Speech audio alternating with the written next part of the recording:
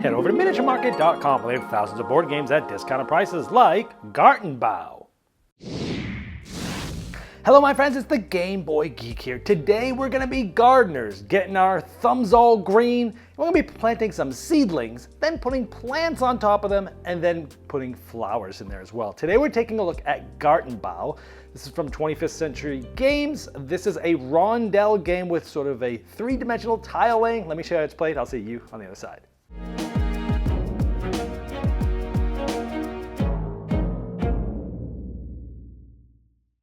In Gartenbau, you are gardeners trying to have the most lush garden. And over the course of the game, you're going to be starting with a tile. You're going to be adding seedlings to them. Then you're going to be adding plants to them, like this and this, gaining you points. But then you're really trying to possibly build flowers, and they all have specific things that they can be built on, and that's what you're doing. Let's show you how. So here's the board for the game. It's a rondel of different seedling tiles, and I've randomly scattered some of the players. Usually you all start in the same spot, but I want to show you some of what the game does for you here. So let's say I'm red, right? One of the things you could do is try to get some of these tiles. Well, you always go clockwise around the rondel, and if there's someone there, like this person, you can't go there. In fact, you would skip right over them to the next one if what you wanted was this tile. So if I wanted this tile, I could skip over them for free and get this. If I didn't want that one, I could spend one of the two resources in the game to skip it. There's these cool wheelbarrows that have the resources of water and sun, but there is some deluxe components. There's a deluxe version of Kickstarter, and you might be able to get the deluxe components separately, but they're wooden components. Otherwise, they're cardboard, but those little cool wheelbarrows adds a little bit to the table presence. So if I wanted to skip over this one, I could spend one of those two resources, skip over it, and I could do that as many times as I want to, skipping over ones that don't have players on them, place in resources. So when I get here, I have a couple choices. One of them is I could take the tile. So I would take this tile, and below it's going to be another one. By the way, when somebody else goes here, if they take the tile, they'll get all the resources that people have left there. Now everyone starts with a starting tile. Now you do not have to match. In fact, many times you won't, but a lot of times you might want to. But you got to line up with like a grid. So I might do something like this. And it'd be the next player's turn. So let's say everyone else went. It's our turn again, and I want to go to this one. I skipped this one for free. I want to take this tile. I will get this extra resource that somebody else left there, and now I'll place this one in my garden and take that resource. So I'll place that tile again. You can kind of place it anywhere as long as it matches up sort of like in a grid. You can't kind of go like that. It has to match up somehow with one edge, and maybe I go like this. Now again, this is not matching anything, and once something's placed, by default, you can't move it. There are some ways to break rules in this game though. So let's say it was our turn again, and we needed some resources. We'll tell you why in a minute. Let's say we went here. Now, even if this had resources on top of it, you don't have to take this tile. Instead, you could take the resources printed here, like 2 suns and a water. Now, if you do take these resources, you wouldn't take any on top. You only get that if you take the tile. One thing to note here is on the edge of the board over here, if you place the tiles where they're supposed to go, you can't see those. One little minor nitpick I'll talk about in my final thoughts is you kind of have to push those tiles in so you can see everything. They probably should have placed them either on the inside or done something to make it a little easier to read those things. So why did I grab those resources? Now, I might not have needed them because you actually start with some resources, but here is the plant market. Here's all the different plants that you can plant, and you're going to put these on top of those seedlings. I want this one. This one costs 2 sun and a water, which is exactly what I just got. So on my next turn, I would go to a spot inside of the rondel, right there on those. Now, when going here, you can't spend resources or skip any. You have to go to the next free one. If there was somebody there, I would skip that one and go to the next one. But we're right here, and this allows us to buy that plant. So we would spend 2 sun and a water to the supply, and we would get this. Now notice that this says 3. That's how many points this is going to be worth if you can see this in your garden at the end of the game. Now what happens is later on they get to be more points, but they also become more costly. Now look at here. I have this plant now, so I bought that, and I'm going to place it immediately in my garden. And it can go over a double green or a sort of a purple and a yellow there. So I have 2 greens here, so I can place it just like that. Now on a future turn, I might get resources, and I might buy this one for 2 sun and 2 water. And again, it could be placed on 2 greens or a green and this. Look at that. That's exactly what that is. I could place it like this. So if the game ended right now, I would have 7 points. That's how you score. That's one of the main ways is getting plants. However, at the beginning of the game, you're dealt a bunch of flowers, and you have a hand of these, 5 of them actually. And this shows me that I can place this on 2 greens or a yellow and a purple. Here's 2 greens. On my turn, I could do similar to what I did before, is go to one of those circles, and I can plant this right on here because I matched that, and this is going to get me 16 points. Now, granted, I am covering up 7, so I'm losing 7, but I'm gaining 16. It's still going to be most likely better for me at the end of the game. Another bonus for doing this is anytime you plant a flower, you get to take any 3 resources after you plant it to kind of get you going again. Now, that is the very basics of the game, but you're going to be building up a very different garden every time, and it's going to outstretch quite a bit. Now, as the game goes on, some of these might end up being emptied, and then when you go there, you get a special ability. Like after all the tiles have been revealed, you get to have, purchase a plant tile for 1 less resource, or receive 1 additional resource of your choice.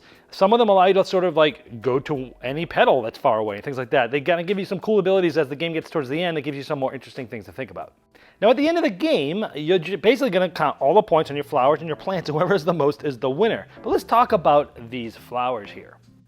Now, everyone starts with a hand of 5 in the base game. It's like a matched set that everyone start with, and most of them are just going to give you straight points, like the one you just saw, 18, 20, but some of them do different things.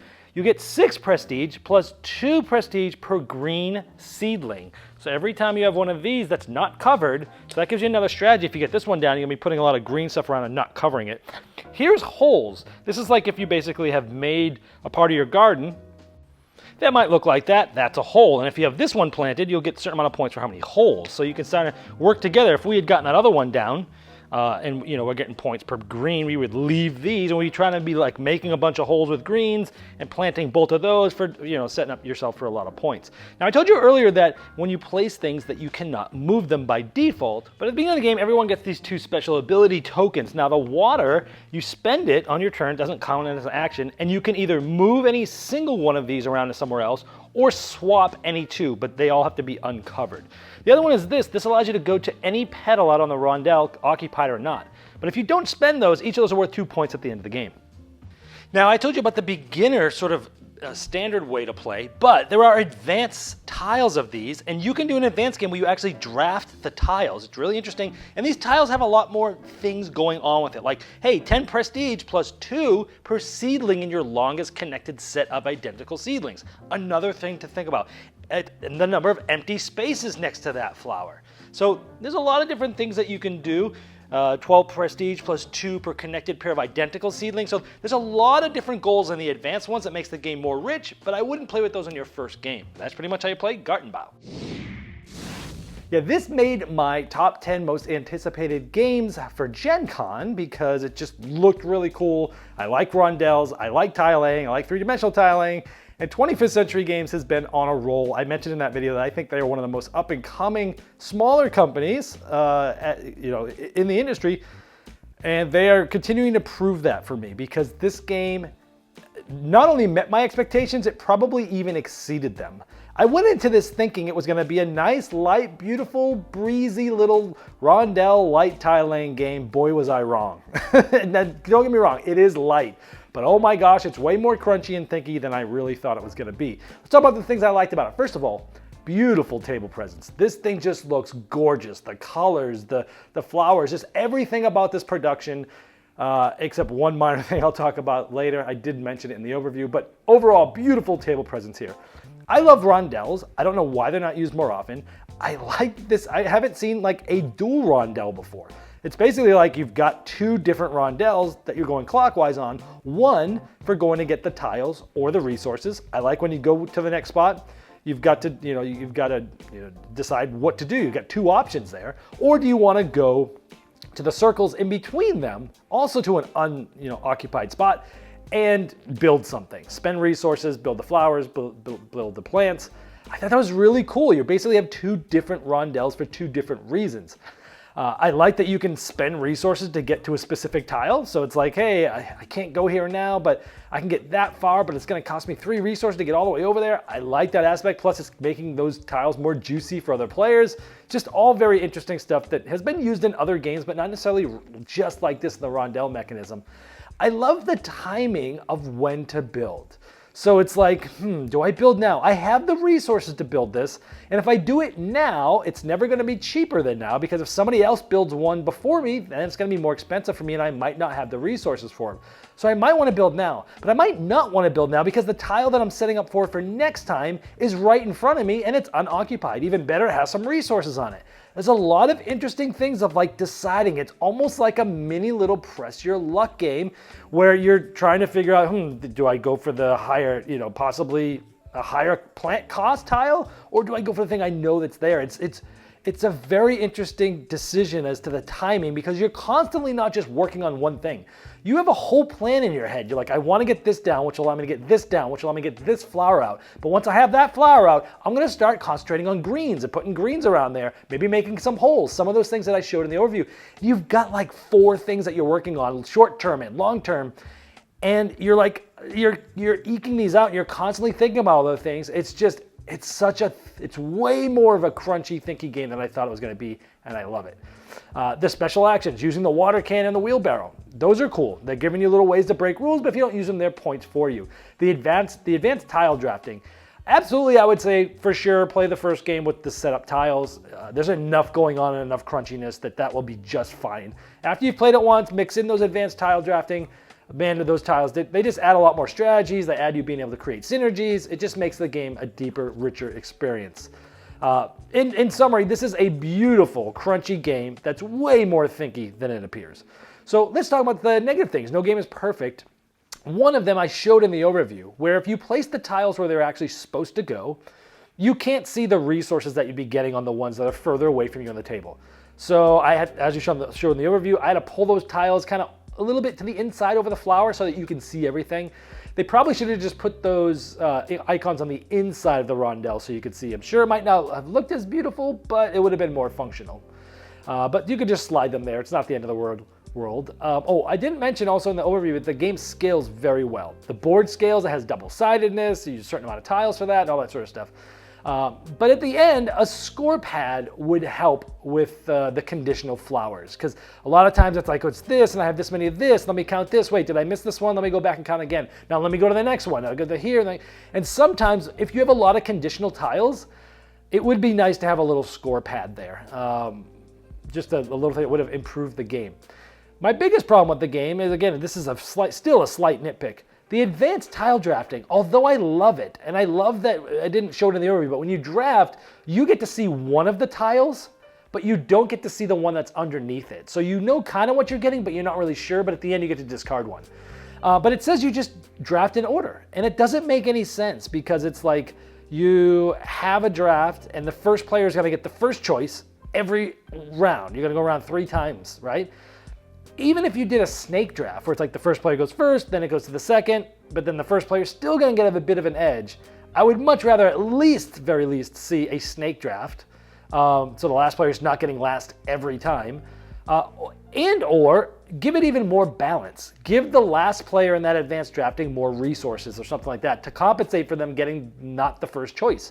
I was it was just boggled my mind that this wasn't balanced better. But anyway, again, very minor nitpick. It's a very minor thing. This game is fantastic.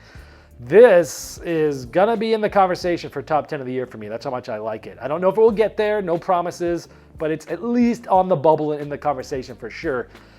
This is a fantastic game. If you like rondels, if you like tower lighting, if you like the beautiful art and theme of flowers, no brainer. This was a very limited edition at Gen Con that they airshipped them in, so I was able to purchase one of the very few copies they had. Kickstarter backers are going to be getting theirs very soon, so you probably should be able to see this like Octoberish in retail, I'm guessing. But that's Gartenbau. So because I'm keeping it in my gaming library, I am going to give this thing a saxophone serenade, and then about 6 months from now, once it's off the new arrival shelf, I'll have to figure out which game I need to get rid of for this. So let's hit it.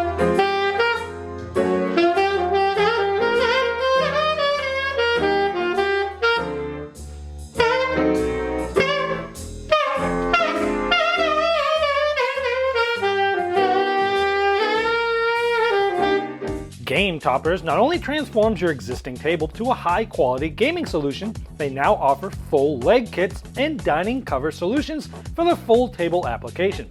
Paired with their amazing thematic premium stitch edge mats from noted board game artists like Vincent Dutray, collapsible cup holders, and really cool accessories, it's a complete system that upgrades every game you play. Go to GameToppersLLC.com or click the link below to late pledge for their latest Game Topper 3.5 Kickstarter campaign.